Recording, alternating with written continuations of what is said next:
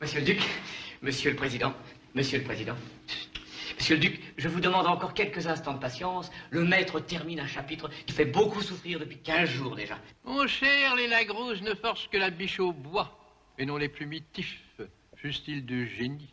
Fidèle lecteur de Broncolo, je m'en voudrais de perturber la gestation difficile d'un futur chef-d'œuvre. Martine. Pas si vite, mon ami. Stanley.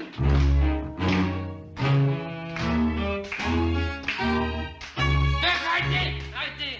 J'ai perdu Gontran dans la toundra. Mon Lasterpousse me joue ce soir de vilain tour. Si belle. Oui, maître. Il faudra me trouver un exemplaire de Michel Strogoff. Parce qu'il y a dans cette œuvre peu connue des situations qui peuvent être inspirantes. Hein? Quoi? On m'assaille? On me meurtrit? On conspire contre la pensée? Oh, qu'il est laid. Les candidates secrétaires sont là, mais...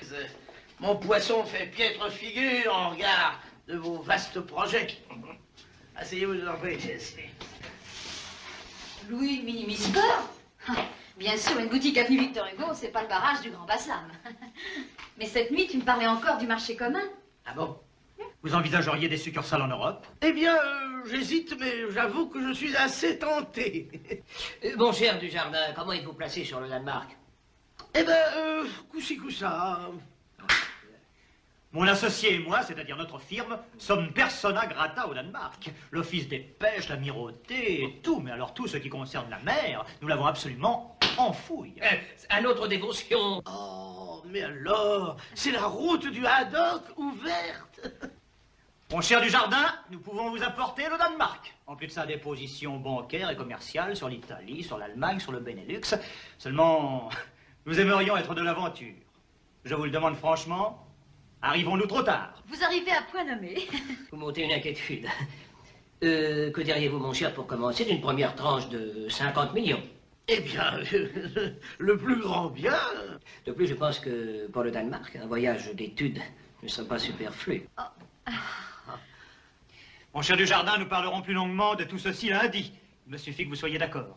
Mon bon, nous le voyons déjà être loin, hein. Au risque de vous paraître ingrat, je vous demanderai de ne pas ouvrir cette bouteille. Il n'est si bonne compagnie qu'il ne se quitte et il nous reste de la route à faire. Oh, il est encore très tôt. Rien ne nous presse. Je vois que la conversation de Monsieur Dujardin passionne notre ami au point de lui faire oublier l'heure. Hein?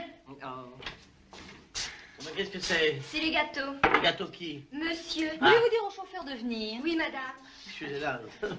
En tout cas, ma femme et moi, nous sommes navrés de ne pas pouvoir vous garder à coucher ici ce soir, mais que voulez-vous, hein? L'horaire est impératif. Hélas, hélas, hélas. En tout cas, mon cher Dujardin, nous avons passé chez vous une bien charmante soirée. Oh. Si, une soirée merveilleuse, une soirée qui compte dans la vie d'un homme de cœur. Oui. Alors vraiment, pas de champagne? Non, pas de champagne. Théo, avancez la voiture, s'il vous plaît.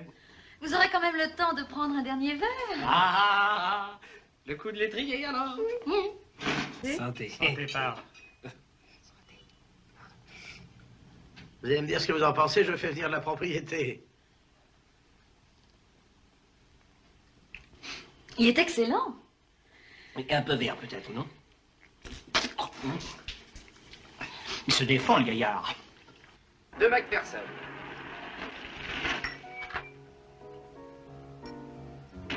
Tenez, amusez-vous, fillette. Ah, monsieur Broncolo, quelle bonne surprise! Silence, jeune Borgia. Broncolo est ici, incognito. Ah, il y a longtemps qu'on ne vous avait pas vu. Duchesse, aventurière, hein, mannequin, espionne. Non. Ah, danseuse, intéressant. Non. Tapin. C'est en tape, fougueusement intéressant. Je suis maladroit, pardon. À vous souhaiter. Vincent, votre meilleur champagne, vite. Un magnum de brut tétingé. Oh, c'est agaçant, ça, alors. Bravo! T'as rangé au moment où le bateau sombre. C'est très mal, tu sais. Oui, bah, pas de commentaire futile, hein. L'heure est à l'action. Si Broncolo trouve son neveu ici avec la femme du jardin, il y a le joli scandale. Moi, tu exagères et tu grossis les choses un peu, non? Non, les gens sont méchants, tu sais, je connais la médisance. Oui. Ainsi qu'on passe pour un relais galant. Bon, comme ça, puis après, disons comme Bon, ça. alors passons à la parade. Oui. Moi, j'occupe Broncolo au bar, toi, tu fais sortir les luxurieux par leur jardin. Oui, Hein, allez. S'ils insistent pour la chambre. Non, mais parce qu'ils parlent que de ça, tu vois. Le cœur battant, Brigitte va de son pas dansant le long du chemin de Halage. À sa gauche, miroite, le fleuve. Pas dégueulasse, je suis pas mécontent. Je vous remercie. Soudain, derrière elle, un bruit la fait tressaillir. La lune se couvre. L'eau prend une teinte livide. Jim le tue, va-t-il la rejoindre? Oh, mais elle a posé M. Broncolo. Oui, laissez. Quoi, elle peut encore s'en tirer, non? Je viens de voir avec un pervers. Ça doit pas être du gâteau. Attendez, c'est pas fini, une petite chatte, attendez, parce qu'au château, il se passe des choses. C'est la fête, la noce à son plein, violon, viol, cornemuse, et le beau Bertrand Javel s'inquiète et part à la recherche de la belle. Il faut une barque, hein, là, par le jardin. Pourquoi par le jardin, dit impertinent? Non, je voulais dire par le jardin, pas par les chambres. Bonjour, monsieur, dame. Non, mais de quoi vous occupez-vous? Est-ce que je me mêle de gâter vos sauces, moi?